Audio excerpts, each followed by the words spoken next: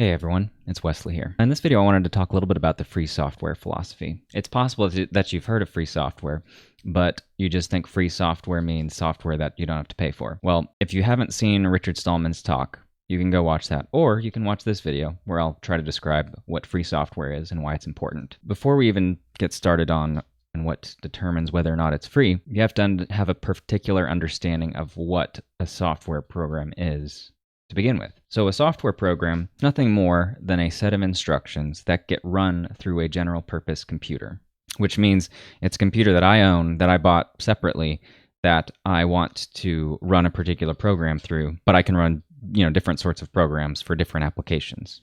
Okay, so with that in mind, in order for a program to be free, it has to meet the 4 essential freedoms as defined by the free software philosophy. And those freedoms are freedom 0, the freedom to run the program as you wish for any purpose. Freedom 1 is the freedom to study how the program works and change it so it does your computing as you wish. An example of this would be, let's say I have a program that allows you to take an image and make it a black and white. So it inputs an image file, and the output is a black and white image. It would be a free program if I was allowed to take that program and make it not only output a black and white image, but also have an option to output a negative image. So if I have the capability of changing the program to do what I want it to do, instead of what the author wanted it to do, then it would meet this freedom 1. And obviously to do this, you have to have the source code.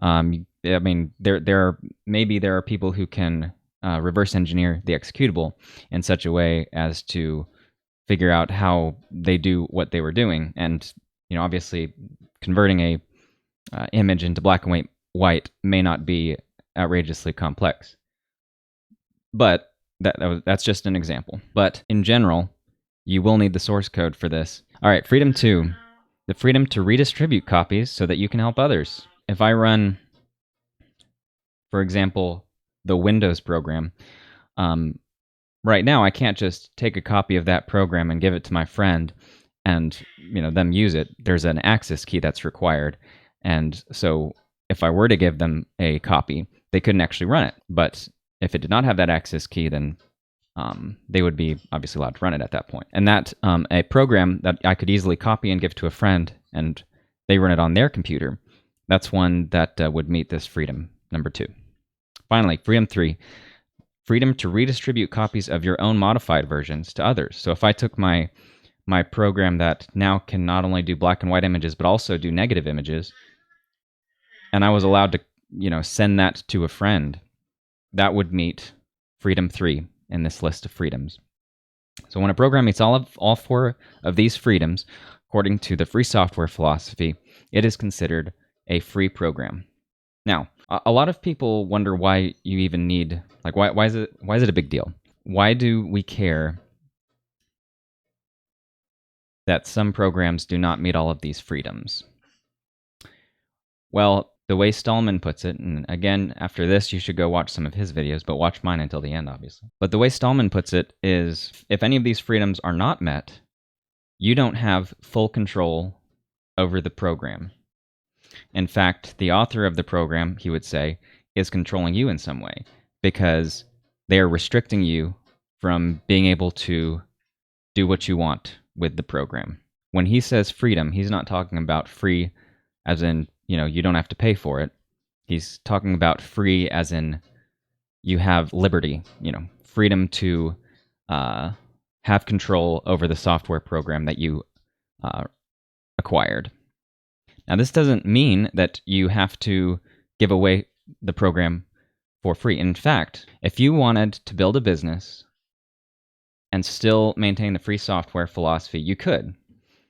You can sell software, and as long as you include the source code so that the end user of the program has the freedom to change it, as long as the program meets those 4 freedoms, you can still sell the software. Now, the counter-argument to that, of course, is, but if the user has the source code, they could just copy it to their friends, and then I wouldn't make as much money. And the answer to that is, yeah, probably so. If it's super easy to rip a CD and copy it and give all of the copies to your friends, the music industry is just not going to make as much money. That's just kind of how that works. And so that's why a lot of companies build their companies not necessarily around the software product they're selling, though they may make money off of it, but they build them instead around the services they provide for training or upkeep of the software, etc. And they may have tiered editions with higher, more premium paid levels of the software. Maybe at that point, you could have some non-free software at that point and let this free software be the entry point. Obviously, if you were trying to follow the free software philosophy to a T, you wouldn't want to do that, because then you're basically accepting the fact that you don't support the free software philosophy. But I don't think the free software philosophy is a good philosophy for life. I think it's a pretty good philosophy for software in general. But at the end of the day, people need to contribute to the economy and provide value. And one of the values that an individual can contribute is creating instruction sets that are going to be run on general purpose computers. And if that is value that can be monetized, it will be monetized. My personal view is there's nothing wrong with a company wanting to sell software without the source code to customers. I don't think there's nothing wrong with that. But the user of the program has to be well aware that they don't have access into the program, and they can't say for certain what is in the program. Stallman has maybe a bit of a conspiracy theory streak, in thinking that most programs that do that do contain some malicious code. And I guess, one of his examples is the Amazon Kindle, which sends, for example, the page number back up to the Amazon data center. Now, is that malicious for Amazon to do that?